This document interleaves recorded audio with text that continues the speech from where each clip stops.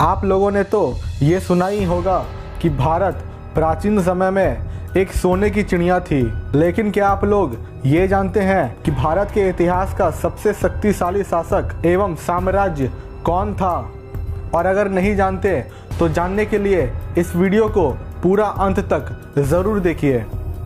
मौर्य वंश के दो महान शासक सम्राट चंद्रगुप्त मौर्य और सम्राट अशोक अभी तक के समय का सबसे शक्तिशाली शासक साबित हुए हैं। क्यों, सुनते ही चौंक गए ना? खैर, आप सभी का चौंकना भी जायज़ है, क्योंकि मैंने यहाँ पे मुगलों का नाम नहीं लिया और ना ही सुल्तानों का नाम लिया और ना ही मैंने यहाँ पे किसी और मुसलमान शासक का जिक्र किया। खैर, अब जो सच है वो सच है, और जो सच है वो ये है कि मौर्य वंश के सम्राट अशोक भारत में अभी तक का समय का सबसे शक्तिशाली राजा एवं शासक साबित हुए हैं। तो आइए अब विस्तार पूर्वक जानते हैं मौर्य वंश के बारे में। तो मौर्य वंश की स्थापना सम्राट चंद्रगुप्त मौर्य ने की थी और वे ही भारत के सबसे पहले राजा थे जिन्होंने भारत को, जो पहले अलग थलग खंडों में बटा था, उन सभी खंडों को एक एक कर जीतते चले गए और अखंड भारत का निर्माण किया और खुद को अखंड भारत का सम्राट साबित किया। उनका साम्राज्य 50 लाख वर्ग किलोमीटर में फैला हुआ था और ख़ास बात तो ये है कि इन दोनों सम्राटों को, यानी कि सम्राट चंद्रगुप्त मौर्य और सम्राट अशोक का विजय अभियान को रोकने की क्षमता भारत के किसी भी अन्य राजा में नहीं थी। तो चलिए अब मौर्य वंश के संस्थापक चंद्रगुप्त मौर्य के बारे में कुछ बातें जान लेते हैं। चंद्रगुप्त मौर्य सम्राट अशोक के दादा थे। शासन केवल साम्राज्य विस्तार से नहीं होता, अगर ऐसा होता तो सिकंदर महान हो सकता था सबसे शक्तिशाली राजा।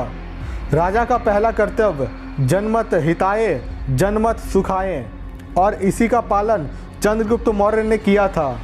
वैसे इसका श्रेय हमेशा चंद्रगुप्त मौर्य के गुरु चाणक्य को जाता है। चाणक्य की नीति ये थी कि आपका शासन केवल विस्तार पर नहीं टिक सकता, स्थिरता भी उतनी ही चाहिए उस शासन में। चंद्रगुप्त मौर्य के वक्त भारत का विस्तार बहुत ज़्यादा हुआ था और भारत के जो भी छोटे छोटे राजा थे उन सभी को चंद्रगुप्त मौर्य ने जीतकर अखंड भारत का निर्माण किया था। मौर्य वंश के साम्राज्य को हम मगध के नाम से जानते हैं और मगध प्राचीन भारत का सबसे शक्तिशाली राज्य था और मगध की राजधानी पाटलिपुत्र सबसे बड़ा शहर था।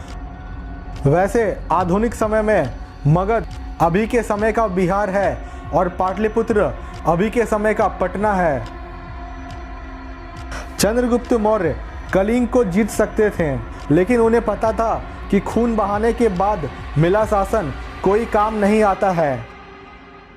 इसलिए चंद्रगुप्त मौर्य ने कभी कलिंग पे वो जीत हासिल नहीं कर पाए जो वो करना चाहते थे। तो चलिए अब थोड़ा और समझते हैं इनके बारे में। भारत का सबसे शक्तिशाली शासक सम्राट अशोक थे। अशोक ने कलिंग विजय के साथ इस साम्राज्य को विस्तृत किया। कलिंग जीत के पश्चात अशोक की साम्राज्य विस्तार की महत्वाकांक्षा काफ़ी हद तक पूर्ण हो गई थी, क्योंकि करीब 300 ईसा पूर्व इतने बड़े साम्राज्य पर शासन कर पाना लगभग असंभव था। तो अंत में मेरे दोस्तों, आप सभी को पता चल ही गया होगा कि भारत का सबसे शक्तिशाली शासक सम्राट अशोक थे और सबसे शक्तिशाली साम्राज्य, उन्हीं का साम्राज्य मौर्य वंश था। अगर ये जानकारी आपको अच्छी लगी हो तो वीडियो को ज़रूर लाइक कीजिएगा और तब तक के लिए फ़िलहाल इतना ही। मिलते हैं अगले वीडियो में।